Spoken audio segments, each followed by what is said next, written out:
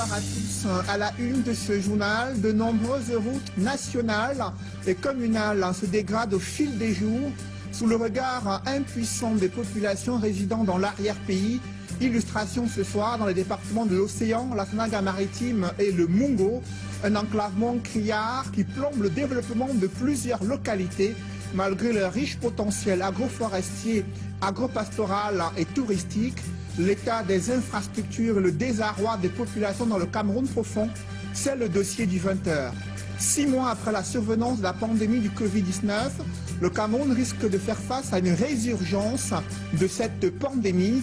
Elle est liée au fait que le pays entretient des liens commerciaux et diplomatiques directs avec des pays qui connaissent de leur côté une montée fulgurante des cas positifs de Covid-19. Que fait le gouvernement dans un tel contexte? Quelles pourraient être les conséquences sur le système de santé et le système économique du Cameroun? Élément de réponse au cœur de ce journal.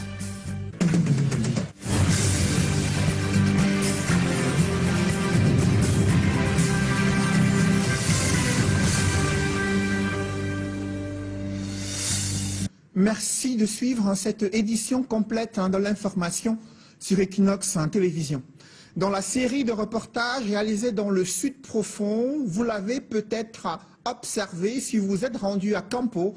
C'est un arrondissement qui se meurt dans le département de l'Océan, commune située au large de la rive, située sur la rive du golfe de Guinée. Cette commune côtière vit dans un enclavement criard, malgré son riche potentiel en ressources forestières et ressources touristiques. Campo ne dispose d'aucune route aménagée, encore moins de services sociaux adéquats. Pourtant, les populations n'ont de cesse interpellé les pouvoirs publics à cet effet. L'exécutif municipal est dépassé par la situation. C'est le constat que font nos reporters Rodin Gassi et Marcelin Gansap. Ne vous trompez pas, ce véhicule n'est pas otage des nombreux bourbiers qui jonchent les plus de 115 km qui séparent Kribi de Campo. Nous sommes là en plein cœur de ce qui tient lieu de centre-ville de Campo. Bienvenue à la glissade qui fera prendre un coup au véhicule. Non loin de là, un autre véhicule coince, obligeant le chauffeur à recourir au 4x4 pour sortir du piège. Des bourbiers, il y en a à profusion au centre-ville de Campo. Inutile de chercher, ne serait-ce qu'un mètre de route gravillonnée, ça n'existe nulle part. Nous sommes à moins de 100 km de Kribi. Au niveau même du port, c'est presque 40 km de Campo. Mais Campo ne ressemble vraiment pas à une ville frontalière. La porte du Cameroun, nous sommes à 45 km de Bata. Vous voyez, nous avons même honte. Quand vous êtes de notre côté, ça ne reflète pas le Grand Cameroun. Nous avons comme l'impression que nous sommes abandonnés parce que tout est coupé. L'exécutif municipal assiste impuissant à la dégradation de ce qui tient lieu de voirie de la ville. Il y a tellement de défis à relever que le maigre budget de la commune ne saurait suffire. On ne peut qu'arranger des petits points critiques, comme vous avez pu le constater, mais c'est un problème gouvernemental, c'est l'État qui doit mettre des moyens sérieux. Vous connaissez bien la décentralisation qui n'a pas encore pris corps, dont les mairies n'ont pas encore ce pouvoir réel de pouvoir exercer sur le terrain. Donc nous ne pouvons que faire avec des petits moyens de bord, mobiliser les jeunes, comme vous l'avez vu, et pour qu'on essaye, mais ce n'est pas vraiment ça la solution. Kribi Campo fait pourtant partie de la nationale numéro 7 qui prend ses racines à Edea. Le bitumage de cette route, longue de 186 km, aurait pu impulser le développement de la commune de Campo. Surtout qu'un autre projet plus large prévoit l'extension jusqu'à Bata, en Guinée équatoriale, avec en plus la construction du pont sur le fleuve Ntem, qui marque la frontière avec la Guinée équatoriale. Malheureusement, tout cela ne figure pour l'instant que sur du papier, pendant que Campo se meurt. Le projet du corridor Bata-Douala, qui est en cours, n'est-ce pas, par la BAD, la Banque africaine de développement. Nous attendons. 2 équipes sont passées sur le terrain. Disent que ça va commencer. Nous attendons. Actuellement, les gars voyagent par moto. Impossible. Vous pouvez faire 4 jours, 5 jours au Bosquet. Donc, et la moto, c'est 10 000 francs, c'est pas donné à n'importe qui. Campo et à Chaude-Larme, quand vous allez de l'autre côté, vous avez honte de dire que vous êtes Camerounais. Cette petite concurrence-là. La commune de Campo dispose pourtant d'importantes ressources, notamment forestières. Mais leur exploitation ne profite pas toujours au développement de cette localité. Les ressources forestières pèsent. Malheureusement, c'est des petites sociétés qui payent leurs taxes communales, mais elles ne sont pas nombreuses. Il n'y a que la forêt communautaire Dakar qui essaye. Bon, avec des petits problèmes de malentendus, ça fait que l'activité n'est pas fiable. Il y a des revendications, il y a des griefs. Le centre-ville de Campo porte les marques du sous-développement. Nul besoin de spéculer sur le sort qui est celui des différents villages, dont certains sont situés à plus de 40 km d'ici, à la frontière avec les communes d'Akom 2 et de Man. Le Cameroun enregistre au 10 septembre 2020 un cumul de 19 600 cas positifs de Covid-19 pour 18 448 personnes guéries contre 415 décès enregistrés et 742 cas actifs, dont 87 suivis en unité de prise en charge. Ces chiffres sont du ministre de la Santé.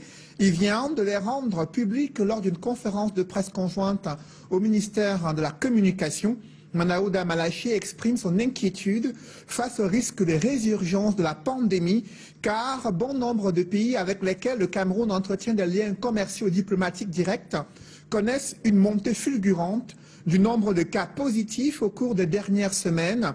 Dans sa communication, le ministre de la Santé prévient qu'une reprise de la contamination peut surgir à tout moment si des mesures strictes, voire contraignantes, ne sont pas observées. Le système de santé au Cameroun pourrait subir des dégâts très importants, ainsi que les autres secteurs de la vie économique et sociale. Le ministre Manaouda Malachi s'adresse à ceux qui abandonnent l'observance des gestes barrières. Ils font courir à tout leur entourage un risque énorme, a-t-il indiqué. Parlons à présent des routes dans la Sanaga maritime, notamment dans la ville d'Edea. Ces routes ne cessent de se dégrader au grand désarroi des populations. Après les promesses électorales, rien n'a été aménagé jusqu'ici. Les populations déplorent le fait que les chantiers de réhabilitation sont à l'abandon. Cela plombe la mobilité urbaine dans la ville lumière située dans la Sanaga maritime. Des précisions avec Ekoka Lobé et Sylvestre Hippolyte Zangao. Comme un menuisier qui n'a pas de chaise à son domicile, le maire de la ville d'Edea emprunte cette route en piteux état tous les jours pour se rendre à l'hôtel de ville. Une situation qui suscite des interrogations quand on sait que ces promesses électorales s'articulaient principalement sur la réhabilitation des routes de la ville lumière. Voici donc le centre urbain.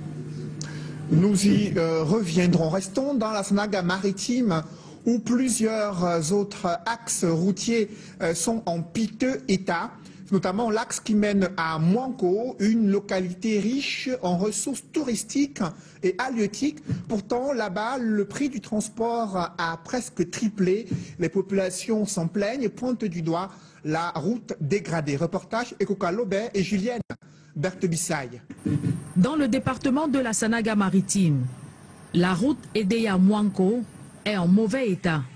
Son parcours est entièrement parsemé de nids de poules et autres crevasses de toutes sortes.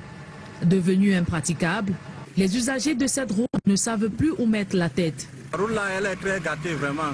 Elle n'est même pas praticable parce que nous souffrons tellement avec des eaux comme des rivières en pleine route. Gorgée d'eau de pluie qui tombe dans la zone, partir d'Edea pour Mwanko est désormais plus qu'une épreuve d'obstacle pour les conducteurs et voyageurs habitués de cet axe. C'est vraiment déplorable pour notre pays. C'est comme si l'autre côté du Cameroun était coupé. Parce que ça fait depuis un bon bout de temps, on a trop de la peine à circuler. Et les mares d'eau, et les bouviers qui sont en route, tantôt on nous dit qu'on va arranger, tantôt on arrange, ça s'empire du jour au jour. L'état de la route est très mauvais. C'est très mauvais, il y a les cassis partout, il y a l'eau qui est là, on ne voit pas ce qu'il y a à l'intérieur. On entre seulement, on ne parvient pas. Ça nous éclate les pneus. Donc c'est très difficile. Et bien avant l'arrivée des pluies, les voyageurs déboursaient 2000 francs pour le trajet. Aujourd'hui, ils payent désormais 3500 francs CFA pour aider à Mwanko. Sur leur souffrance, les usagers accusent les prestataires des marchés de cette route. c'est pas facile. C'est impraticable maintenant. On a des gens qui gagnent les marchés pour faire des ponts, des bus en route. À un moment, ça les dépasse même. Nous sommes complètement bloqués. Pour le moment, si la route même est coupée, pour qu'un véhicule passe même pour aller à Mouanko, aider à pour Mouanko, c'est impraticable. Criant leur détresse depuis des années, les usagers de la route Mouanko-Edea ne sont pas du tout au bout de leur peine. La galère ne fait que commencer pour septembre et octobre, 2 mois réputés pour d'abondantes pluies. Ce calvaire est également vécu dans une banlieue située dans le 3e arrondissement de Douala. Il s'agit de Mbanga Pongo. Là-bas, les problèmes d'accès bien sûr à ce quartier, l'insalubrité et les problèmes d'accès à l'eau potable se posent avec acuité. Des maux qui minent ce quartier situé dans le 3e arrondissement de Douala. Reportage Dani Warenzede et Kediara. Mbanga Pongo, 13 ans après le crash de Kenya Airways qui l'a rendu tristement célèbre, le quartier peine à se développer. Vous vous souvenez de ce reportage d'Equinox Télévision, un reportage exclusif qui avait été fait dans ce quartier pour montrer ses difficultés en pleine saison sèche. Dites-vous qu'en saison de pluie, ces difficultés sont multipliées à l'infini. Je demande, vous êtes passé par où pour arriver à Mbanga Pongo? Quelle route? Vous ne voyez pas l'état là, vous voyez comment on souffre. Vous attendez seulement que les gens meurent ici à Mbanga Pongo. Après, vous allez dire que les Camerounais sont morts à Mbanga Pongo, n'est-ce pas? Regardez vous-même l'état de la route. L'eau là va nous envahir ici. Nous sommes fatigués de cette route. Chaque année, on nous donne espoir. Nous voulons seulement même les rigoles. Seulement les rigoles, ça peut nous soulager parce que voilà la rentrée scolaire avec nos enfants, vraiment, il faut les bottes, il faut les tenues adaptées pour cette route. Les creux, les mâts d'eau, ça n'en vaut pas la peine. Comme la plupart des zones de Mbanga Pongo dans lesquelles nous nous sommes arrêtés, il y a à cet endroit exactement ce lac. Les populations nous expliquent que ce n'était qu'un simple petit cratère creusé dans le sol. Et avec l'arrivée des pluies, il s'est rempli d'eau. Il est totalement impossible pour ces populations de traverser cette route sans pour autant mettre les pieds dans l'eau. Et elle nous explique d'ailleurs que lorsqu'on est habitant de Mbanga Pongo et qu'on veut sortir pour se retrouver en ville, il faut prévoir 2 vêtements. C'est-à-dire le vêtement qu'on a sur soi pour patauger dans cette eau et le deuxième vêtement de réchange qu'on va mettre une fois qu'on est sur la route principale pour se mouler facilement aux autres habitants de la ville. Si tu es parti dans un bureau, tu es obligé de prendre des vêtements appropriés pour la route et prendre d'autres, mettre dans le sac et arriver à Trades, tu t'échanges et puis tu continues. Même le transport ici, tellement ça coûte que vraiment je n'ai même plus de paroles. Je suis fatiguée chaque année. Face à toutes les difficultés que les habitants de Mbanga Pongo rencontrent pour se mouvoir sur cette route en mauvais état, la chefferie de la communauté ne lésine sur aucun moyen pour pouvoir leur faciliter la tâche. Vous voyez en image ces morceaux de goudron décapés qui ont été achetés par les soins de la chefferie afin de niveler la route et de permettre alors que les usagers puissent se déplacer confortablement. Pour venir bénéficier, ça nous coûte 50 000 francs par camion. Donc, ce n'est pas facile. Ce qui me motive, les femmes enceintes à voter ici sur cette route. Pour pouvoir sortir de ces quartiers pour les hôpitaux, ce n'est pas facile.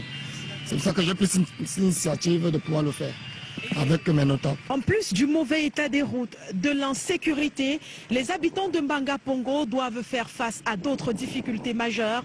Il s'agit notamment de l'insalubrité. Vous le voyez en image, les populations sont obligées de déverser là où elles peuvent leurs déchets ménagers. Et pour cause, le mauvais état des routes qui empêche la société en charge du transport des déchets ménagers d'arriver jusqu'ici et de les transporter jusqu'aux zones de traitement de ces déchets. Il y en a en quantité dans le quartier Mbanga Pongo, un effet qui peut causer des maladies chez les plus petits, des maladies chez les animaux domestiques et donc plonger cette population dans un peu plus de souffrance que ce qu'elle endure déjà. L'état de la route, la société Zakam ne peut pas entrer ici. Vous voyez là derrière, c'est la marée, c'est le Voré. C'est interdit de verser ces déchets-là dans l'eau parce que j'ai sensibilisé toutes les populations, ne les interdit cela.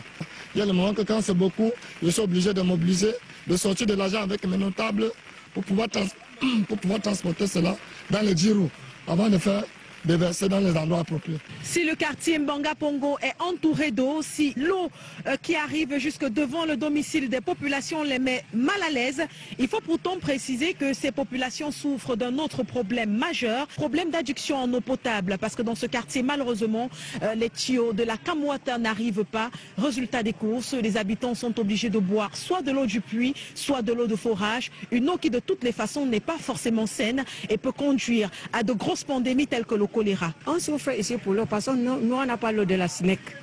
Et c'est le forage que nous buvons ici. Et c'est ça qui nous donne la maladie. Mais maintenant, comme je vous dis là, je suis malade. Je suis parti à l'hôpital, on m'a dit que c'est la typhoïde. Je sais que c'est l'eau qui nous donne ça. Pour Equinox Télévision, depuis Mbanga Pongo, nous sommes Dani Warenze 2 et Kedziaha. La dégradation des routes est également décriée dans la ville de Nkonsamba, chef-lieu du département du Mungo. La voirie urbaine s'est complètement effondrée et les travaux de réhabilitation plusieurs fois annoncés ne sont jamais arrivés à leur terme. Une nouvelle équipe des autorités administratives s'y est rendue afin de promettre la reprise des travaux de réhabilitation de plusieurs axes de la voirie urbaine à Nkonsamba. Des précisions avec Cyril Ndiemba, Mathilde Akemazou et Xavier Foka. Les quartiers 7 et 9 de la commune de Nkonsamba 1er dans le département du Mungo s'apprêtent à voir leur route réhabilitée. Selon les habitants de ces quartiers, les travaux sur ces routes avaient été abandonnés depuis au moins 25 ans. Conséquence de cet abandon, comme dans plusieurs villes du pays, la largeur de la chaussée a été grignotée au fil des ans par les habitations. Il y avait débordé la chaussée. Ils ont fermé la rigole, même si ça me traînait chez moi là. Ça n'est rien dit. Puisque si ça avait débordé et que ça venait chez moi, je devais être content. Puisque le développement, quand il y a la route, il y a développement. Pour que ce développement soit donc effectif, les maisons situées sur le tracé initial des routes et des rigoles vont être détruites. Ce qui explique ces matérialisations faites ça et là. Nous avons tracé. D'où il doit casser.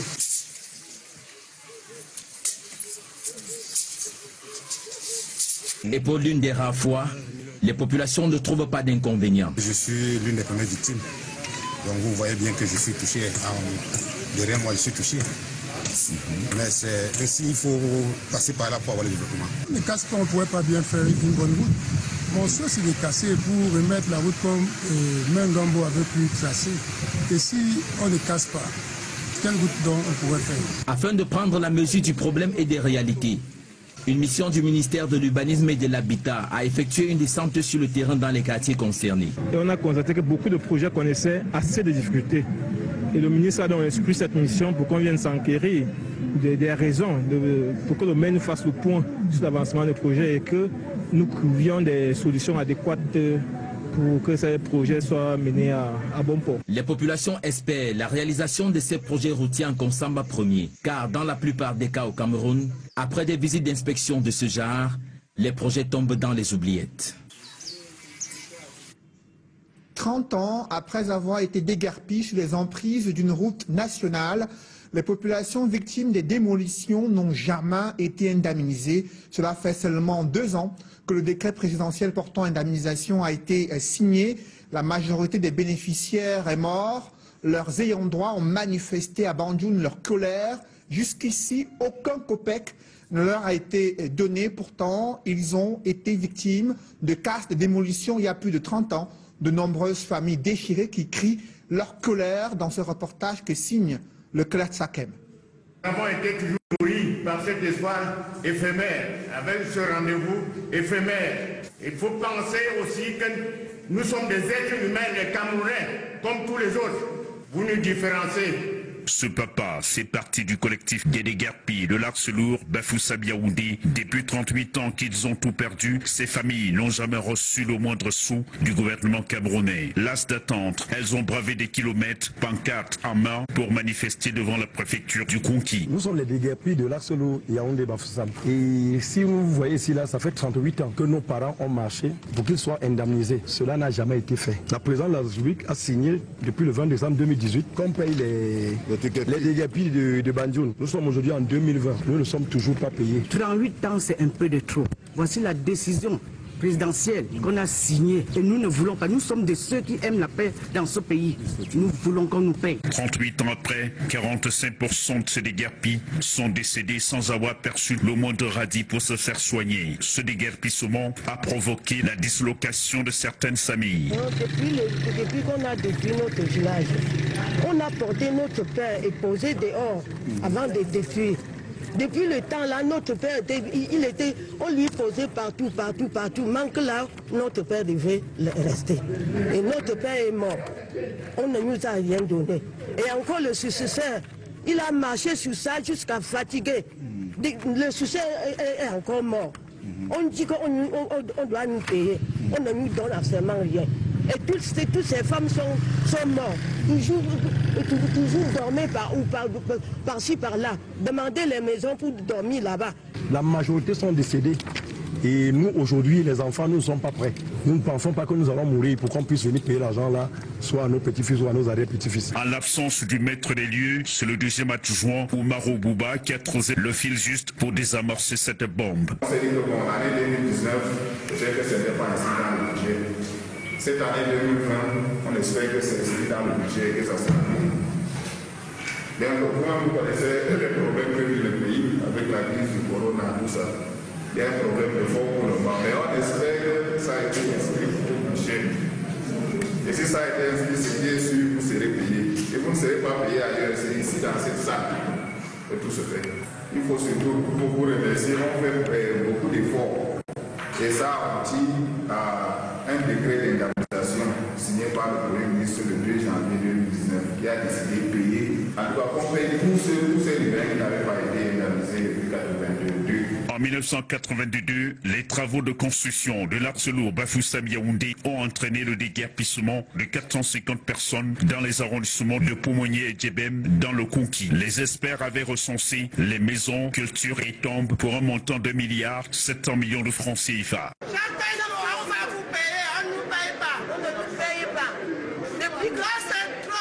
Après le relâchement observé dans l'application des mesures barrières, la Croix-Rouge française veut inciter les Camerounais à respecter des mesures de prévention contre la pandémie du Covid-19. Une stratégie de sensibilisation a été mise à cet effet, mise en place afin d'éviter une deuxième vague de contamination. D'autres détails avec Ike Cyril.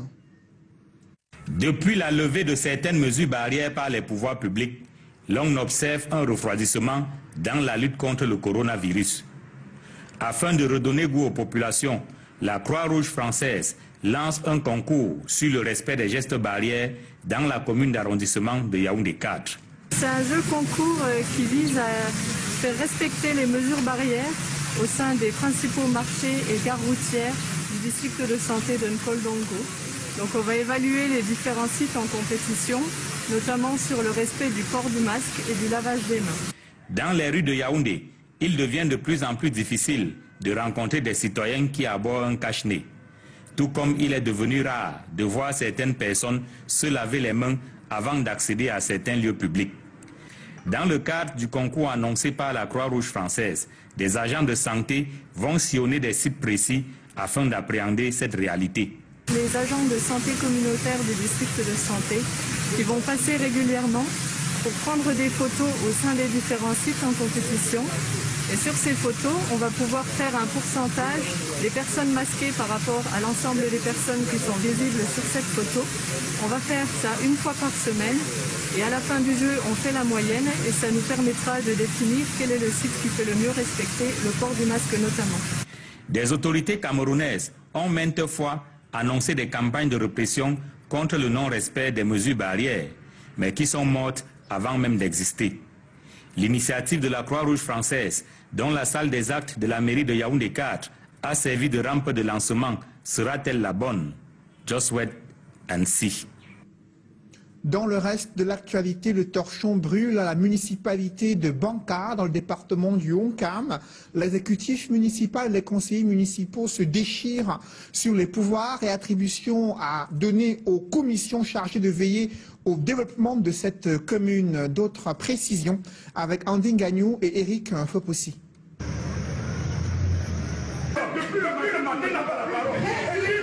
Conseil municipal sous haute tension à la commune de Banka, département du Onkam, à l'ouest Cameroun.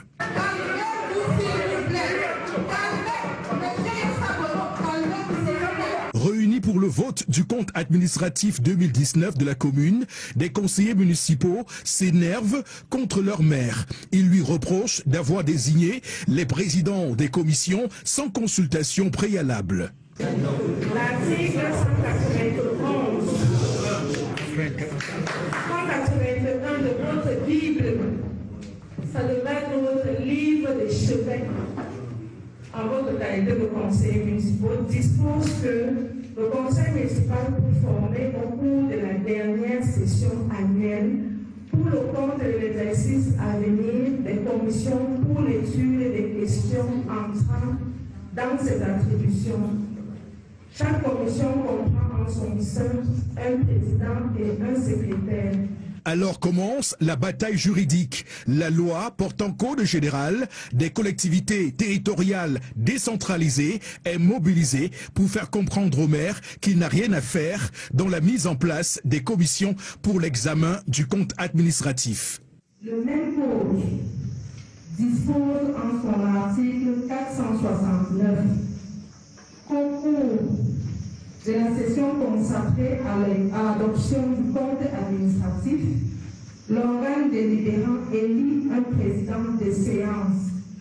Les membres de l'organe exécutif assistent au débat, mais se retirent au moment du vote. Pour ce premier conseil municipal, sous le règne du parti MCNC, Mouvement Citoyen National Camerounais, le risque de voir capoter la session est présent. Faut-il continuer avec les commissions choisies par le maire ou reprendre le processus séance tenante? La question passe au vote. On valide les travaux de la commission qui a été travaillée ou non? C'est nous, non?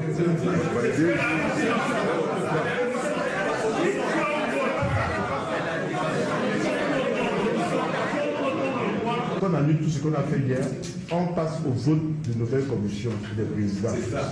Voilà, et donc on annule la suite, ça veut dire que le vote du compte administratif, on revient un autre jour pour le conseil annuel. Finalement, victoire du camp qui souhaite la reprise du processus de désignation des commissions. On peut maintenant examiner et adopter le compte administratif de la commune de Banka. Happy End dont se satisfait le préfet du Onkam. Les débats ont été certes houleux, mais nous sommes en démocratie. N'oubliez pas que nous avons 3 partis politiques dans ce conseil.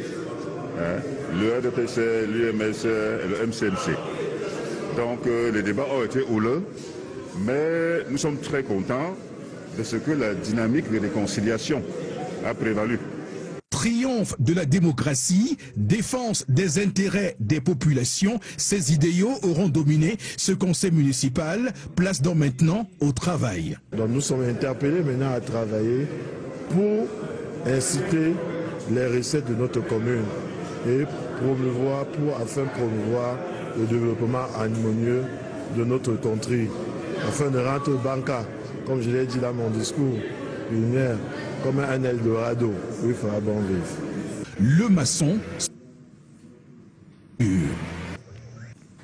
Dans l'escale internationale, la CEDEAO exige la nomination d'un président et d'un premier ministre issus de la vie politique civile au Mali, condition sine qua non pour obtenir la levée de l'embargo dans ce pays situé en Afrique de l'Ouest. Pendant ce temps, l'opposition ivoirienne continue de contester la décision du Conseil constitutionnel, décision selon laquelle les candidatures de Laurent Gbagbo et Guillaume Soro ont été rejetées pour la prochaine élection présidentielle.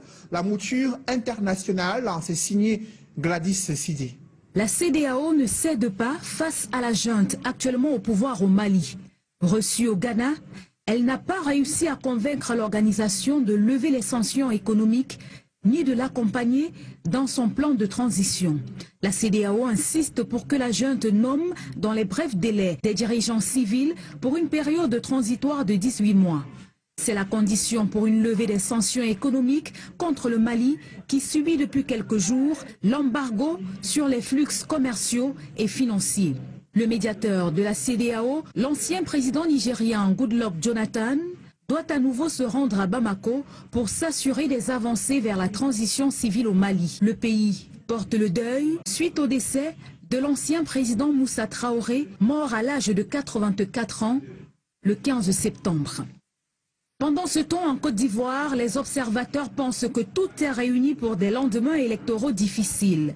Après le rejet des candidatures de Laurent Gbagbo et Guillaume Soro pour la présidentielle du 31 octobre. Les soutiens des deux personnalités de la vie politique en Côte d'Ivoire contestent la décision du Conseil constitutionnel.